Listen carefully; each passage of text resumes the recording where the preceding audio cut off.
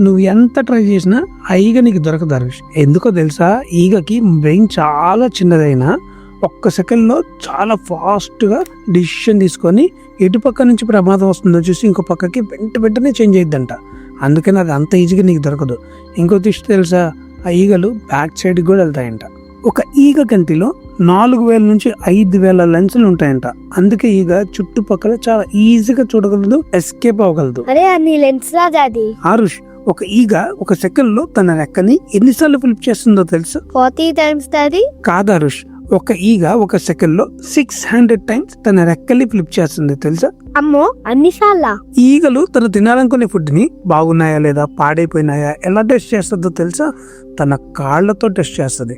తన కాళ్ళల్లో సెన్సార్ ఉంటుంది. దాంతో ఆ ఫుడ్ బాగుందా లేదా, తినచ్చా లేదా అనేది వెంటనే టెస్ట్ చేసుకుని అక్కడ నుంచి జంప్ అయిపోద్దంట. అంతేకాకుండా ఈ ఈగలు వాటర్ పైన కూడా నడుస్తాయంట.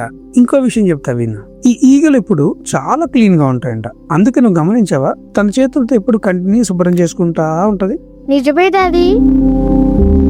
ఇలా మన చుట్టుపక్కల ఉన్న చిన్న చిన్న యానిమల్స్ మీద ఫుల్ వీడియో ఇంట్రెస్టింగ్ ఫ్యాక్ట్స్ చేశాను. నన్ను యూట్యూబ్ ఛానల్లో చెక్ చేయండి.